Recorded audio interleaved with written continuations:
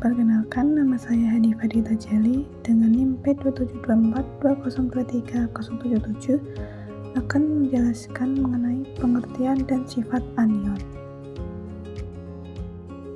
Apa itu anion? Anion adalah ion bermuatan negatif yang terbentuk ketika suatu atom atau molekul menerima satu atau lebih elektron. Proses pembentukan anion. 1. Penyerangan elektron. Sebuah atom menangkap elektron tambahan dari sekitarnya.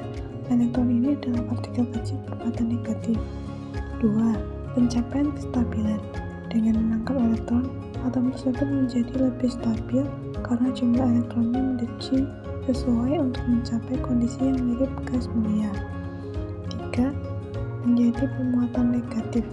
Setelah menangkap elektron, atom memiliki lebih banyak elektron muatan negatif daripada proton, sehingga berubah menjadi ion bermuatan negatif yang disebut anion. Sifat-sifat anion. 1. Muatan negatif. Anion selalu bermuatan negatif karena memiliki elektron lebih banyak daripada proton.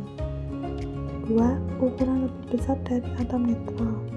Anion memiliki ukuran yang lebih besar daripada atom netralnya karena tambahan elektron meningkatkan gaya tolak-menolak antar elektron. 3. Kecenderungan membentuk ikatan ionik. Anion cenderung bergabung dengan kation, ion bermuatan positif, untuk membentuk senyawa ionik, seperti Na+ tambah Cl- menjadi NaCl.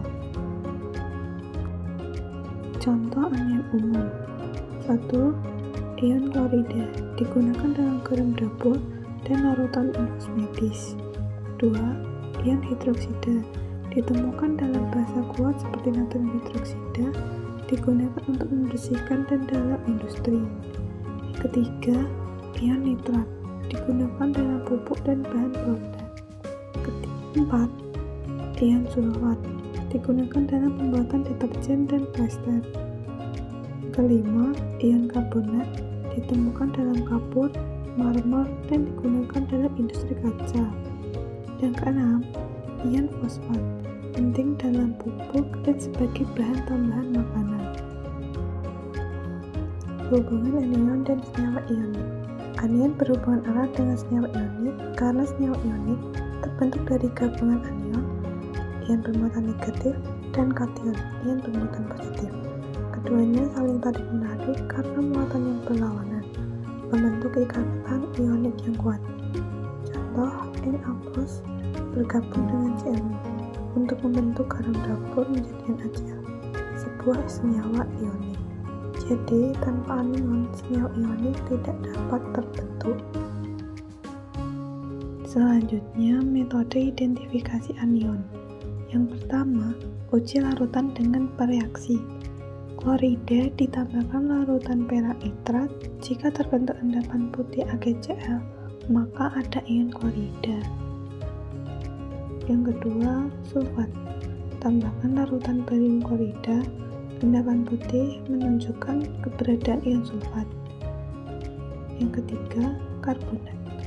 Tambahkan asam kuat seperti HCl. Jika ada gelembung gas CO2, ion karbonat teridentifikasi. Uji yang kedua, uji pH atau kertas lakmus. Anion tertentu seperti OH menyebabkan larutan bersifat basa dan mengubah kertas lakmus merah menjadi biru. Yang ketiga, uji nyala atau spektroskopi. Beberapa anion dapat dideteksi berdasarkan warna nyala api atau pola spektrum saat terbakar.